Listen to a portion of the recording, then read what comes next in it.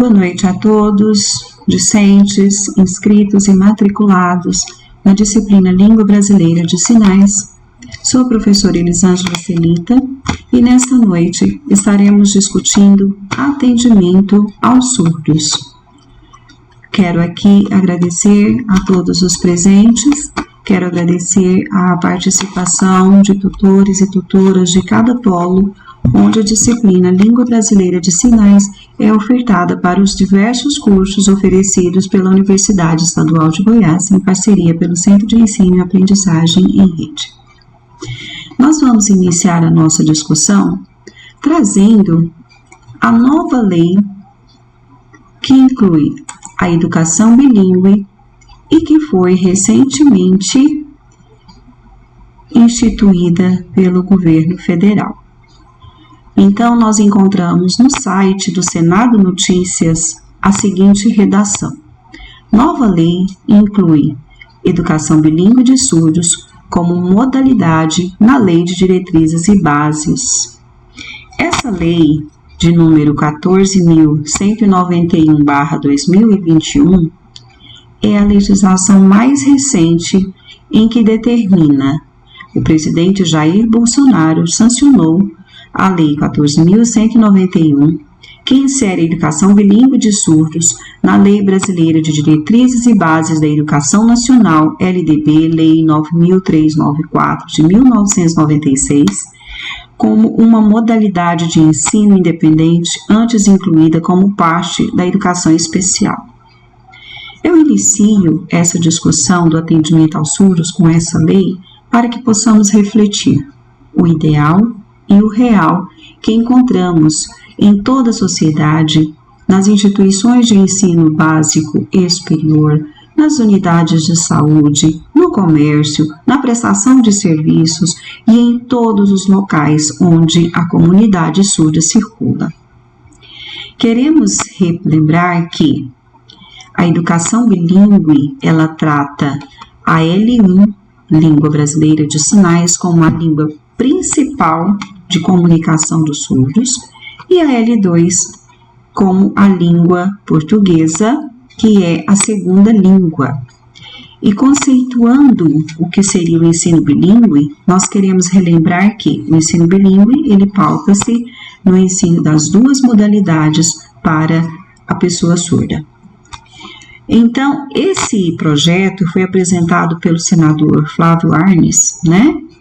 E o texto foi aprovado pelo Senado bem recentemente. Vejamos, aqui rediz que a educação bilíngue será aplicada em escolas bilíngues de surdos, classes bilíngues de surdos, escolas comuns ou em polos de educação bilíngue de surdos. Mas vamos repensar. Nós temos quantitativo suficiente de pessoas habilitadas em língua brasileira de sinais para atender o que determina a legislação federal? Ainda de acordo com o texto, essa modalidade de ensino deve ser iniciada na educação infantil e se estender ao longo da vida. As escolas deverão oferecer serviço de apoio educacional especializado para atender às especificidades linguísticas dos estudantes surdos, o que não impedirá que esse aluno faça matrícula em escolas e classes regulares de acordo com o que decidirem os pais ou responsáveis ou o próprio aluno. Vejamos, nós estamos tratando de um direito legitimado por uma lei federal e que na sua redação final diz que a União será responsável por conceder apoio técnico e financeiro para esses programas, que serão planejados com a participação das comunidades surdas, de instituições de ensino superior e de entidades representativas de surdos. Mas eu faço novamente um convite à reflexão. O que está previsto na legislação tem sido cumprido na sociedade? Será que o analfabetismo do ouvinte tem sido uma barreira de socialização e participação efetiva da comunidade surda em plenos direitos de cidadania, em plenos direitos de inserção no mundo do trabalho, em plenos direitos de inserção e permanência nos órgãos e nas unidades de ensino em todos os seus níveis?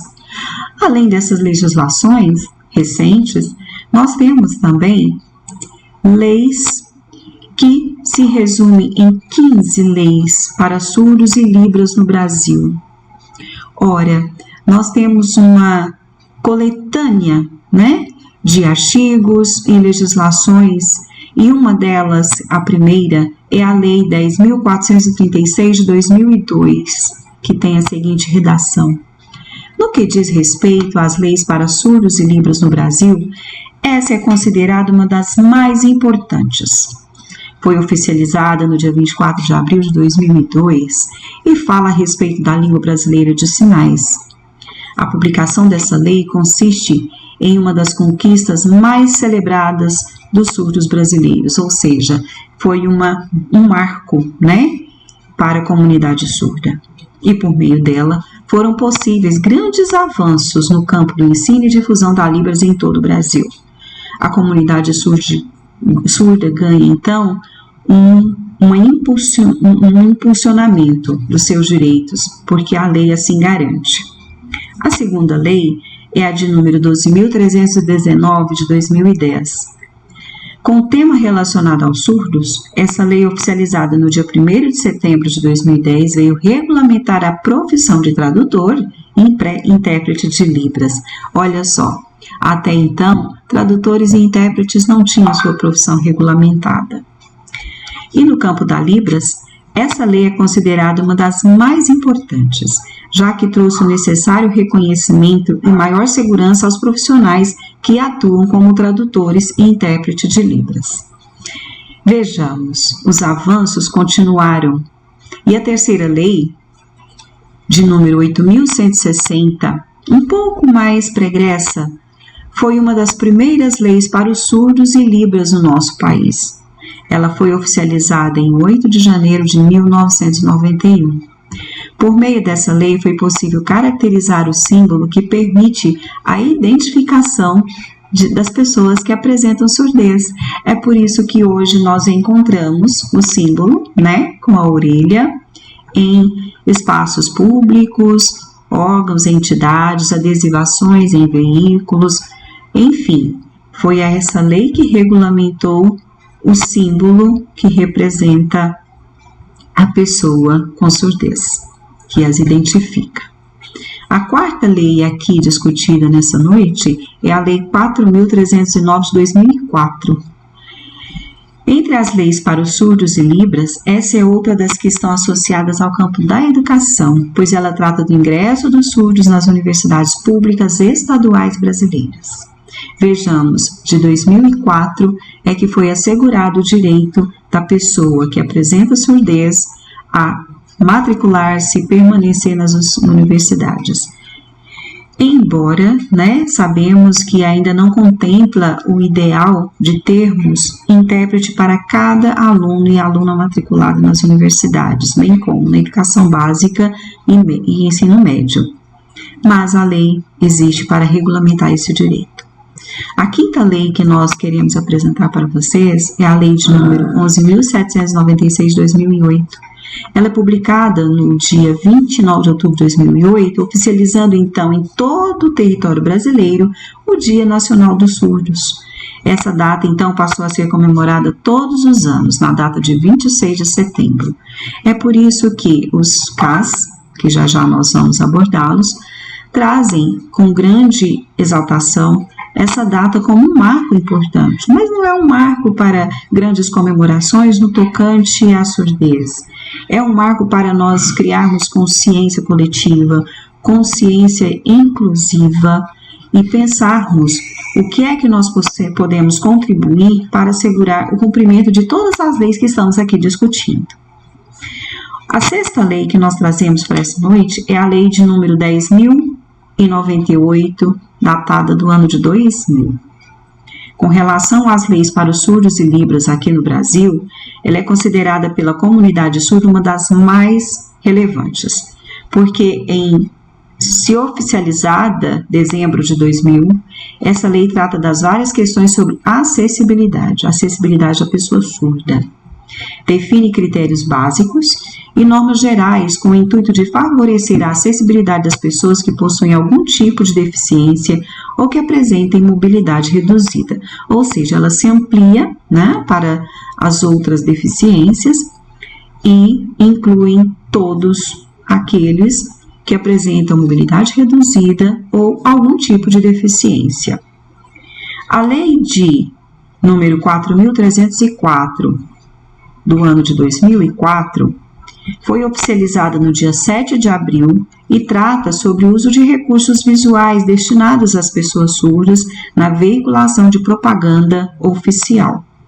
Daí a importância dessa lei para que, trazendo os intérpretes para a mídia, para os meios de radiodifusão, ela foi então a ampliação da comunicação em Libras pelos canais televisivos. Por isso, hoje, a importância que nós vemos de ter a tradução simultânea em várias programações, mas aqui trata das programações oficiais. Ainda há uma segregação das programações comerciais, programações gerais das TVs, tanto abertas quanto fechadas, que não abarcam a presença permanente de intérprete em suas programações. A 8ª lei que nós trazemos é a Lei de número 10.845 de 2002. Oficializada em 5 de março de 2004, o intuito dessa lei foi criar o programa de complementação ao atendimento educacional especializado às pessoas portadoras de deficiência. Vejamos, 2004, né?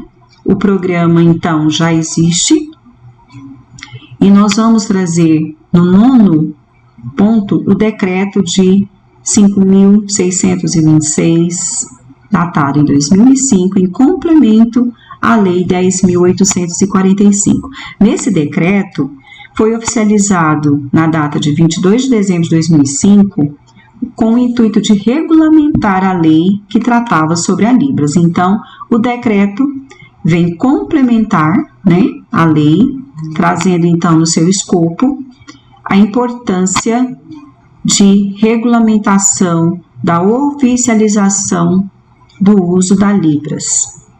No decreto de número 2.592, datado do ano de 1998, nós vamos ver que o decreto aprova, então, o Plano Geral de Metas para a universalização do serviço telefônico fixo comutado prestado no regime público. Essa telefonia é uma adequação, uma adaptação para a pessoa surda. E no Plano Geral de Metas para universalização do serviço telefônico fixo comutado prestado no regime público, nós vamos ter a complementação do mesmo, né, pelo decreto de número 3.298, já em 1999, que oficializou em 20 de dezembro de 1999, definindo uma tabela com o intuito de enquadrar as pessoas portadoras de deficiência conforme determinadas categorias estabelecidas. Essas tabelas incluem, por exemplo, acessibilidade na aquisição de veículos com descontos, nas tabelas de concessionárias. No tópico 12, nós vamos ver a 12ª lei como a resolução de número 25 de 2008. Nessa resolução, datada em 26 de fevereiro de 2008, ela oferece cumprimento ao conteúdo do artigo 1º da Lei de número 12.522, que foi oficializada em 2 de janeiro de 2007. Complementando a mesma, a 13ª lei é a resolução de número 734 de 1989, né? Elaborada pelo CONTRAN, que é o Conselho Nacional de Trânsito. Olha o avanço. Ela traz detalhes sobre todas as questões associadas ao direito dos surdos de obter a sua CNH, que é a Carteira Nacional de Habilitação, e dirigir. Então, é emancipação, né? Isso significa emancipação da pessoa com surdez. A 14ª lei é a portaria de número 1679 do ano de 1999, cuja redação vem com a oficialização em 2 de dezembro de 1999, mencionando os requisitos de acessibilidade de pessoas que são portadoras de deficiência. Seu objetivo é oferecer instruções para os processos que autorizam e reconhecem os cursos e credenciamento das instituições para oferecimento desses cursos. E a 15ª e última portaria, de número 20, datada em 2010, é do Ministério da Educação e Cultura. Trata do Programa Nacional para a Certificação de Proeficiência no Uso e Ensino da Língua Brasileira de Sinais. Ela também trata da certificação de proficiência em tradução e interpretação da Libras, língua portuguesa, e o ProLibras, o ProLibras. Essa certificação, ela oferece ainda mais segurança para os profissionais que atuam no ensino da Libras, fazendo que eles tenham condições de comprovar os conhecimentos teóricos e práticos adquiridos. Ou seja, para ser intérprete ou tradutor, é necessário que se passe pela certificação de proficiência em tradução e interpretação da Libras e, concomitantemente, língua portuguesa. Graças a essa portaria, a comunidade surda vem obtendo importantes conquistas em diferentes áreas. Não é por acaso que esse desenvolvimento trouxe a possibilidade de uma comunicação padronizada para atender o interesse dos surdos em toda a sociedade. A tendência, é que essas legislações venham se ampliando, como a primeira que nós trouxemos, que é a mais recente, de 2021, trazendo então possibilidade de maior inclusão social, e é o que nós precisamos defender, abarcar e abraçar essa causa, fazendo valer o cumprimento de todas as legislações aqui apresentadas. Ainda que nós não tenhamos o ideal, é importante conhecer essas leis, é importante saber que temas como essa relevância para a comunidade surda, tanto brasileira quanto internacional, faça com que nós busquemos ter maior interesse pelo assunto para assegurar os direitos da pessoa surda. Os surdos têm direitos e nós precisamos, enquanto pessoas envolvidas com os processos de ensino, considerando que aqui na disciplina de Libras nós temos acadêmicos e acadêmicas de vários cursos oferecidos pela Universidade Estadual de Goiás, nós precisamos rever o que é que nós defendemos nos direitos dos surdos. Nesse material que trago para nossa discussão, partindo dos estudos de fonoaudiologistas, nós queremos relembrar que existem muitos dispositivos legais, como já mencionados, que respaldam o acesso à educação, à saúde, ao trabalho e à informação dos deficientes auditivos. Mas nós queremos refletir sobre o cumprimento pautando-nos na Constituição Federal promulgada em 1988 e que anunciava várias legislações, como as já mencionadas, que estariam por vir, Na sociedade contemporânea brasileira, foram criadas muitas barreiras para fazer valer essas leis. E essa barreira diz respeito ao mundo do ouvinte e ao mundo do surdo. É muito separatista o direito do ouvinte e o direito do surdo. E embora nós tenhamos muitos avanços, tanto no mundo da globalização, quanto nas leis que aqui expusemos, os avanços tecnológicos, as garantias não superam os preconceitos. O que a legislação demonstra não supera todos os percalços que a comunidade surda tem que enfrentar. Vamos discutir um pouquinho sobre quais são esses direitos? As pessoas com deficiência auditiva têm prioridade no atendimento conforme prevê o artigo 5º do decreto de número 5.296 de 2004. E assim está a sua redação. os órgãos da administração pública, direta e indireta e fundacional, as empresas prestadoras de serviços públicos e as instituições financeiras deverão dispensar atendimento prioritário às pessoas portadoras de deficiência ou com mobilidade reduzida.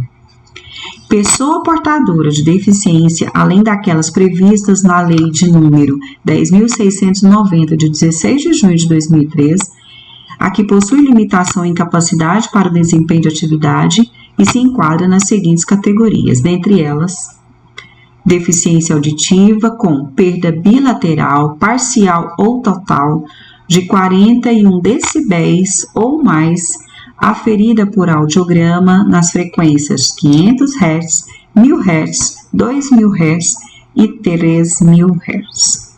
Isso significa que nós precisamos ter informação se esse direito está sendo cumprido. Outro direito é o acesso à informação. Então, nós vivemos num mundo globalizado, né? Temos aí essa globalização deixou de segregar a pessoa, especialmente a pessoa com surdez? Trazemos aqui a importância do intérprete que está previsto na lei, mas toda a programação televisiva que hoje nós temos disponibilizada em closed caption, será que nós temos a presença de intérprete e tradutor para que dê à pessoa surda o seu direito de acessibilidade que está previsto na lei? Os sistemas de transmissão, então, colocam as legendas ocultas, né? Comumente são referidas algumas siglas para referenciar-se aos deficientes auditivos. O software nem sempre faz a transcrição de todas as palavras e quando faz com uma série de omissões de conectivos e palavras com clareza. Mesmo que o acesso à informação seja um direito fundamental a todo e qualquer brasileiro, para a pessoa com surdez, nós encontramos esse limitador no acesso à informação.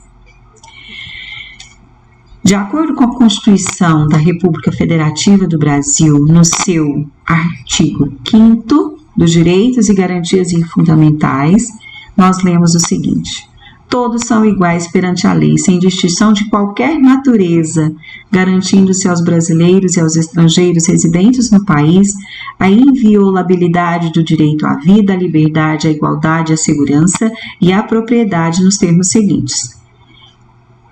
É assegurado a todos o acesso à informação. Embora isso faça parte da Constituição Federal, e apesar da normativa brasileira regulamentar, que obriga programas políticos, jornalísticos, educativos e informativos a fazer uso da janela de intérprete de Libras, não costumamos ver esse direito ser garantido aos deficientes auditivos, como nós estamos fazendo nesse momento, né? A nossa janelinha não está mostrando uma interpretação simultânea. Nós estamos aqui sem legenda e fazendo a interpretação simultânea? Não, apenas oralizando o texto. A pessoa com surdez tem também direito à educação, mas essa é uma luta longa. A luta do deficiente auditivo por educação de qualidade vem se percorrendo há muitas décadas, podemos falar há séculos. Embora hajam os decretos 6.253, 7.611 que os garantem, a educação especializada aos deficientes e um sistema educacional inclusivo em todos os níveis, o que visa anular ou diminuir qualquer dificuldade. Além disso, é direito do surdo ter fácil acesso às escolas e, caso não seja realidade, é resguardar também o direito de procurar o conselho tutelar para orientação. Sobre esse assunto, nós vamos ver que o artigo 1º do decreto de número 7.611 diz o seguinte: o dever do Estado com a educação das pessoas, público-alvo da educação especial, será efetivado de acordo com as seguintes diretrizes: garantia de um sistema educacional inclusivo em todos os níveis, sem discriminação e com base na qualidade de oportunidades, aprendizado ao longo de toda a vida, não exclusão do sistema educacional geral sobre alegação de deficiência, garantia de ensino fundamental gratuito e compulsório, asseguradas adaptações razoáveis de acordo com as necessidades individuais, oferta de apoio necessário no âmbito do sistema educacional geral, com vistas a facilitar sua efetiva educação. Complementando, o decreto número 5.626 fala do uso e da difusão da Libras e da língua portuguesa para o acesso das pessoas surdas à educação. As instituições federais de ensino devem garantir obrigatoriamente às pessoas surdas acesso à comunicação, à informação e à educação nos processos seletivos, nas atividades e nos conteúdos curriculares desenvolvidos em todos os níveis, etapas e modalidades de educação, desde a educação infantil até superior. É o que prevê a lei. Para garantir o atendimento educacional especializado, o acesso previsto ao caput das instituições federais de ensino deve promover cursos de formação de professores para o ensino e uso da Libras, a tradução e interpretação da Libras, língua portuguesa, e o ensino da língua portuguesa como segunda língua para pessoas surdas. Ofertar obrigatoriamente, desde a educação infantil, o ensino da Libras e também da língua portuguesa como segunda língua para os alunos surdos. Prover as escolas com professor de Libras ou instrutor de Libras, tradutor e intérprete de Libras, língua portuguesa, professor para ensino de língua portuguesa como segunda língua para pessoas surdas e professor regente de classe com conhecimento acerca da singularidade linguística manifestada pelos alunos surdos. Deve também, de acordo com a legislação federal, garantir o atendimento às necessidades educacionais especiais de alunos surdos, desde a educação infantil, nas salas de aula e também em salas de recursos em turno contrário ao da escolarização. Apoiar na comunidade escolar o uso e a difusão de Libras entre professores, alunos, funcionários, direção da escola e familiares, inclusive por meio da oferta de cursos.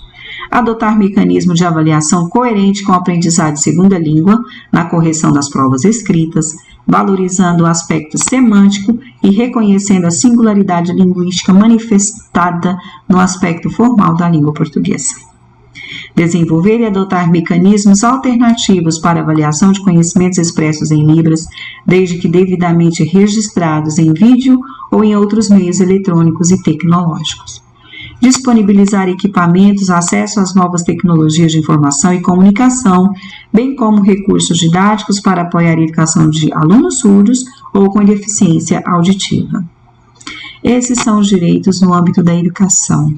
E vamos tratar também do direito ao trabalho, que no começo da semana, nós tivemos algumas mudanças e que traremos como discussão ao final. Ainda sobre o direito do trabalho, no ano de 91, a Lei 8.203 assegurou o direito ao trabalho aos deficientes físicos. O Estado obriga a acessibilidade de deficientes ao mercado de trabalho. Essa era uma premissa.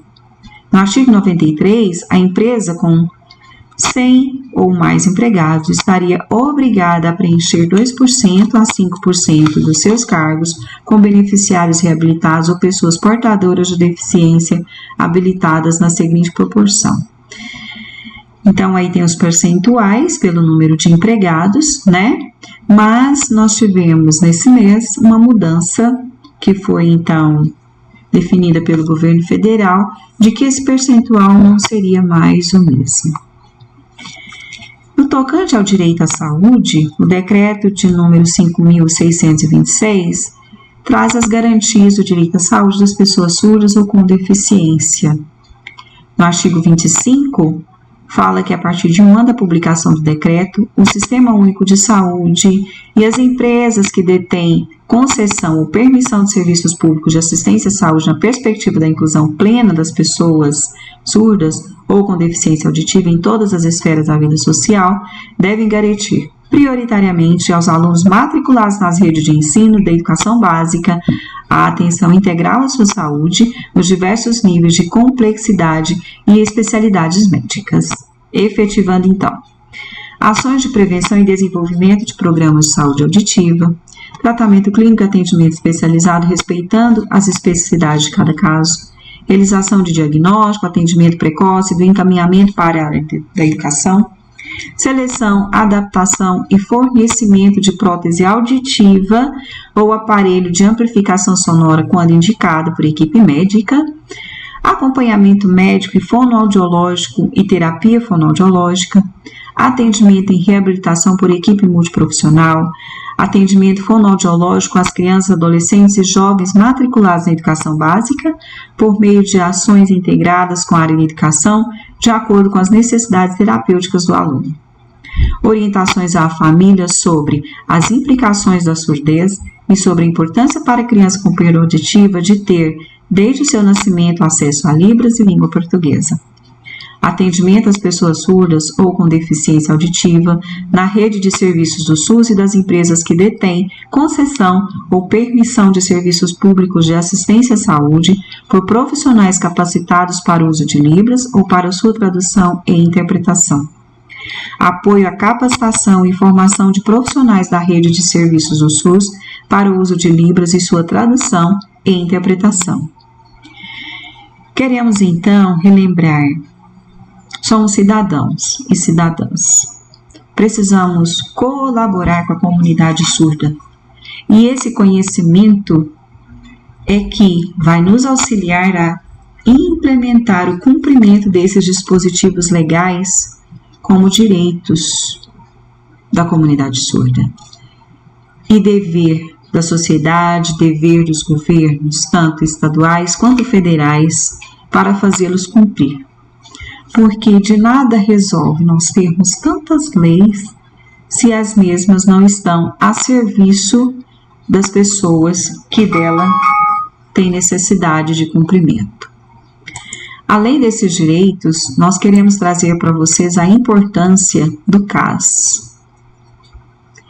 Quem é o CAS? É um centro de formação continuada. O CAS existe em todos os estados brasileiros, em todo o território nacional. Nós encontramos nas principais capitais brasileiras o CAS. Ele foi criado em Goiás no ano de 2005, se especializou na formação de professores e professoras, intérpretes para o atendimento educacional especializado e promove também ações socioeducacionais com foco na relação do surdo com a família, com a escola e com a sociedade.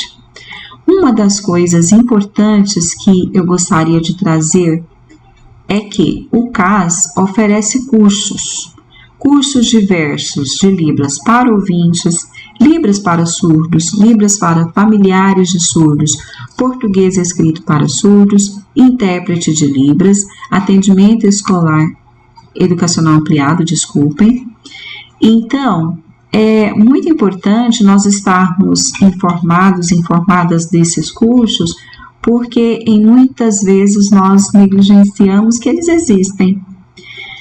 Existem vários editais, tá? Eles são abertos em períodos específicos, então é importante, eu deixo aqui para vocês a indicação, né, do site oficial do CAS.